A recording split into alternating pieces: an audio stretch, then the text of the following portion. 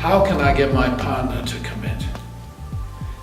Now, all relationships are basically about commitment. You know, when we get married, that is an act of commitment. You know, when we got engaged, that was an act of commitment. And through our whole relationship, we need to learn about commitment. Now, every now and then, someone will approach us and that age-old question is, I'm so committed to my partner, but they are not committed to me. Now, we need to look at another dynamic about relationships before we understand how to get through this particular issue. And that is to recognize, in a relationship, everything is equal. Now, I know that when we were children, and especially in my case, when I grew up, the last thing I saw was my parents as equal. Much of the time, you know, I saw my dad as the bad guy and my mum as the good guy, and then there are other occasions when that was reversed.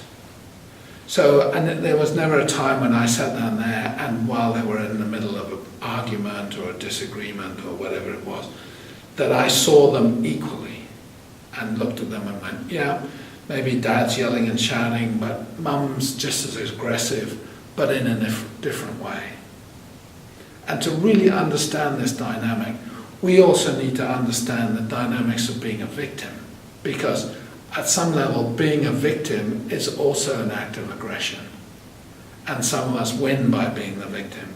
When we're the ones that are put down, when we're the ones that are badly treated, on some level, that makes us superior. That makes us, well, we're better than that other person, because they're so ignorant and aggressive, and they lose their temper so easily, whatever it is. So that's all that part of where we struggle, you know, for us, where we struggle to see our parents or see the world around us as actually what's going on was equal. The issues with our parents was equal. And so when we get into our relationships, we need to remember this principle. It is equal. So when you say, oh, I'm totally committed to my partner, but my partner's only 10% committed to me, then there's time for some honesty. To really recognize that you are as committed as your partner in the relationship. And you go, how can that be? And you go, well, you need to understand the nature of our mind to do that. In your conscious mind, which is 4% of you, you might be totally committed. So 4% of you is totally committed. Great. But when you look at your partner and they're only 25% committed, then you need to recognize that you have this hidden part of you, and in that hidden part of you, there's part of you that is not committed to this relationship. And I know many of you will fight against that and say, oh, but I love them so much, I would do anything for them, I would die for them, or whatever it is. Yeah, that's true, in the 4%, you would die for them. But at some point you need, if you want to understand relationships, you need to get out of that 4%. You need to get into your subconscious mind and realize deep down inside, you have some fear about committing.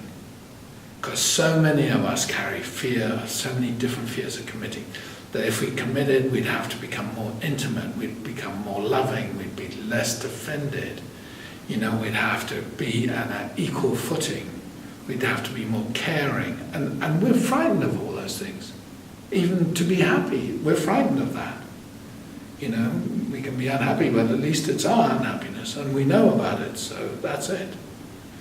But what commitment does is to really move a relationship to a new level. Commitment is an essential tool to learn for long and happy relationships. And it's typical for us to say, how often do you commit? Well, at least every day. And when you're committing, what are you doing? When you commit, it's what you do is you commit to your partner. You choose your partner. You choose your partner and every aspect of their lives, their past, their family, everything. You don't choose the bit you want. You commit to everything. And that's, you choose this person. This is my perfect partner. This is my beloved. And you do that to 100%. With no escape routes. Now, if you go, well, I'll do that 85, and then I, you know, just in case things go wrong, I've got a fast car or back door I can get out of and get away. No, in a relationship, true commitment, you've got to give all that up. You've got to get it to 100%. Because only 100% relationship is going to be successful. 95 is a failing grade in relationships in terms of commitment. Your commitment has to be total, that you choose that person, you give to that person, that is your beloved. That is what commitment is, and we need to learn about that.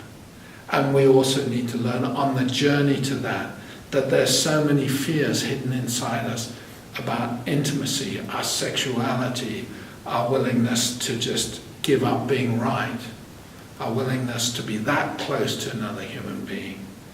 And we've hidden that stuff, and of course we make it look like our partner's the one that's uncommitted. But the truth is, it's the same. And when you choose to raise it to 100%, truthfully and authentically, then they will take it to 100% too. And that's how you know you've committed 100% to your partner, because they'll become your 100% partner. Good luck with that. Thank you.